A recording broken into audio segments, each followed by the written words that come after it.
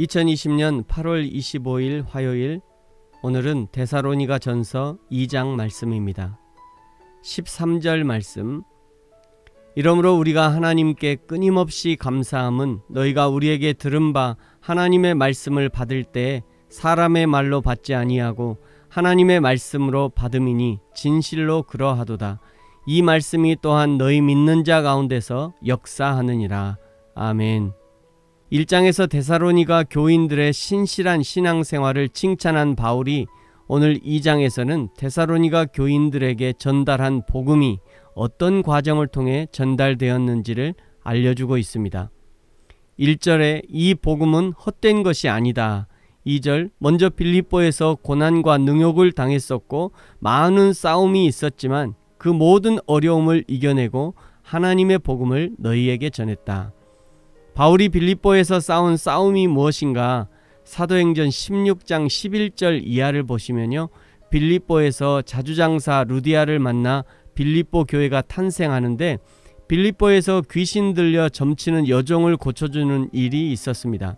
그랬더니 그 여종의 주인들이 자기 밥줄이 끊긴 것에 분노하여 이 사람이 우리 성을 요란하게 한다 그러면서 옷을 찢어 벗기고 매로치고 많이 친 후에 옥에 가두고, 그러는 중에 빌립보 감옥에서 기도하고 하나님을 찬양하는 중에 옥문이 열리고 죄수가 도망한 줄 알고 자결하려던 간수를 살려서 주 예수를 믿으라, 그리하면 너와 내 집이 구원을 받으리라, 그 유명한 복음을 전하고 간수의 가정이 다 세례를 받고 나중에 바울이 로마 사람인 것을 알게 된 병사들이 바울 일행을 빌립보 성에서 쫓아낸 그 사건을 오늘 2절에서 빌립보에서 싸웠다고 말하는 것입니다.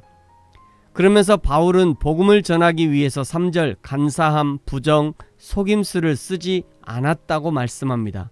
왜 그러냐면 4절에 사람을 기쁘게 하려는 것이 아니요 하나님을 기쁘게 하려고 하기 때문입니다. 대한민국 국민들에게는 신앙심이 참 많습니다. 그래서 나보다 조금 더 커 보이고 높아 보이고 잘나 보이고 조금 더 능력 있어 보이면 거의 대부분은 바로 그 앞에 엎드립니다.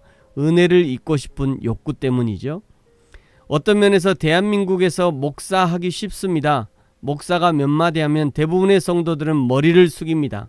하나님이 목사인 나에게 말씀하셨다. 성령님이 특별히 나에게 감동하셨다. 하나님이 목사인 나에게 알려주셨다.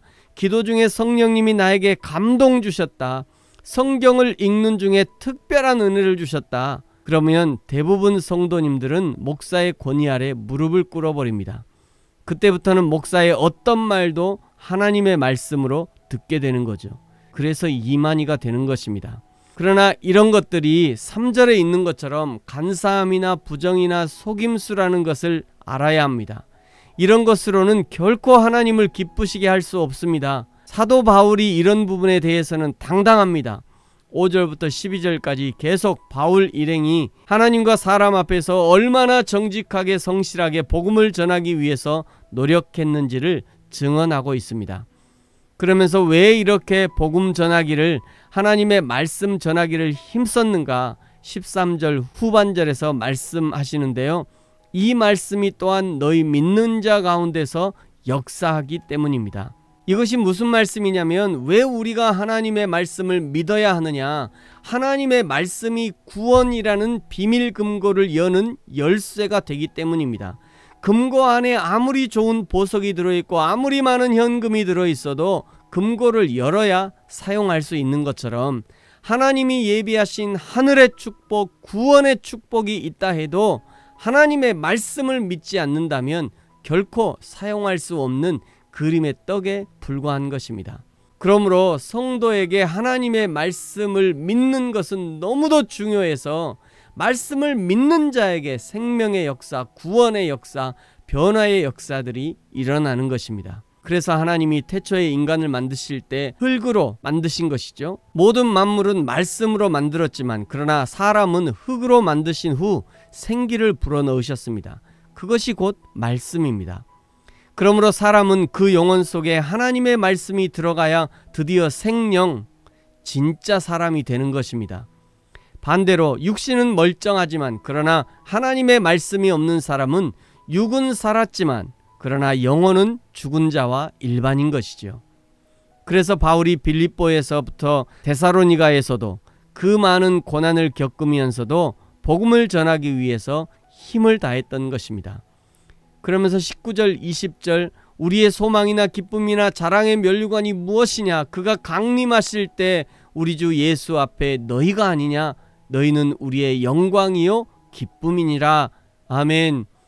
이것이 복음 전하는 자의 영광이요 기쁨입니다. 바울의 영광과 기쁨이 데살로니가 교인들이었던 것처럼 목회자에게 가장 기쁨은 성도들이 바른 신앙으로 성장하는 것입니다. 하나님이 무엇을 기뻐하실까요? 아름다운 건물이 아닙니다. 하늘을 찌를 듯한 높은 종탑도 아닙니다. 신학을 공부해서 따놓은 박사학위도 아닙니다. 하나님이 기뻐하시는 것은 바른 신앙으로 세워져 가는 성도들, 한 사람 한 사람을 보실 때 우리 하나님이 춤추며 기뻐하시는 것이죠. 저와 여러분의 인생이 날마다 성경 말씀으로 바르게 세워져서 여호와 하나님을 기쁘시게 하는 인생이 되어지기를 예수님의 이름으로 축복합니다. 아멘.